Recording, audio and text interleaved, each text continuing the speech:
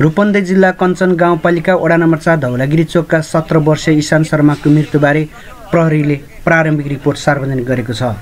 कञ्चन गाउँपालिकाका अध्यक्ष नवराज ढकाल, वडा नम्बर 3 का वडा अध्यक्ष टिकाराम सापकोटा, वडा नम्बर 4 का वडा अध्यक्ष केशरबहादुर खत्री, आफन्तहरू ईशान शर्माका ठुलो बुवा पुष्पराज शर्मा, बुवा अर्जुन शर्मा, दिदी, प्रमुख जिल्ला अधिकारी माधव प्रसाद पोखरेल, जिल्ला प्रहरी कार्यालय रूपन्देहीका कार्यालय प्रमुख प्रहरी उपरीक्षक प्रदीप छेत्री, इलाका प्रहरी कार्यालय बुटवलका कार्यालय प्रमुख डीएसपी इन्द्रबहादुर राणा, इलाका प्रहरी कार्यालय सालजन्दीका कार्यालय प्रमुख प्रहरी निरीक्षक सागर घले र इलाका प्रहरी कार्यालय रुद्रपुरका कार्यालय प्रमुख प्रहरी निरीक्षक अनिश खड्का सहितको उपस्थितिमा घटनाको प्रारम्भिक रिपोर्ट सार्वजनिक गरेको हो।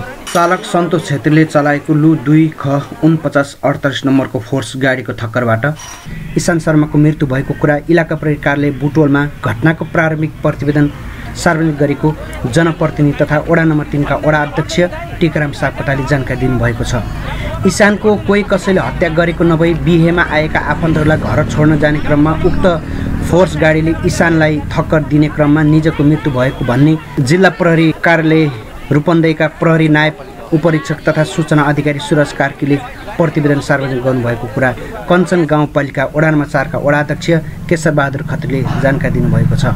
ईशानको कोही कसैले हत्या गरेको नभई बिहेमा आएका आफन्तहरूलाई घर छोड्न जाने क्रममा उक्त फोर्स गाडीले ईशानलाई ठक्कर दिने क्रममा निजको मृत्यु भएको भन्ने जिल्ला प्रहरी कार्यालय रूपन्देहीका प्रहरी नायब उपरीक्षक तथा सूचना अधिकारी सुरज कार्कीले प्रतिवेदन सार्वजनिक गर्नुभएको कुरा कञ्चन गाउँपालिका वडा नम्बर 4 का वडा अध्यक्ष केशरबहादुर खत्रीले जानकारी दिनुभएको छ। घटनाको प्रकृति हेर्दा दुर्घटनाबाट भन्दा पनि हत्या भएको हो कि भन्ने आशंका छ, तर उक्त दुर्घटना घटाउने चालक र उक्त गाडीमा सवारहरूले समेत आफ्नै गाडीको ठक्करबाट ईशानको मृत्यु भएको स्वीकार गरेको वडा नम्बर 3 का वडा अध्यक्ष सापकोटाले जानकारी दिनुभएको छ। उक्त दुर्घटना गराउने गाडी बागलुङ स्थित बोरिङको भएको र उक्त गाडीमा चालक सहित 7 जना सवार रहेको समेत प्रहरीले आफ्नो प्रारम्भिक रिपोर्ट सार्वजनिक गरेको मृतक शर्माका ठुलो बुवा पुष्पराज शर्माले जानकारी दिनुभएको छ। प्रहरीको उक्त प्रारम्भिक रिपोर्ट प्रति भने मृतक शर्माका आफन्तहरूले अस्वीकार गर्दै आइरहेका छन्। घटनालाई सुनियोजित बनाइएको छ। प्रहरीद्वारा सार्वजनिक गरिएको प्रतिवेदन विश्वासयोग्य छैन।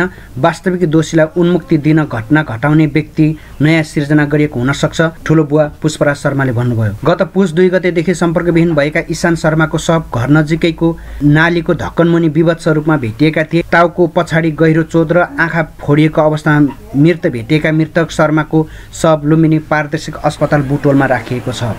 प्रहरीद्वारा सार्वजनिक गरेको उक्त रिपोर्टप्रति असन्तुष्टि जनाउँदै पीडित र पीडितका आफन्त छिमेकीहरू घटनाका सत्य तथ्य प्रतिवेदन सार्वजनिक गरी ईशान शर्माको हत्या गर्ने व्यक्तिहरू यथाशक्य पत्ता लगाई कडाभन्दा कडा कारबाहीका लागि दबाब दिन इलाका प्रहरी कार्यालय सालजन्दी समेत पुगेका छन्।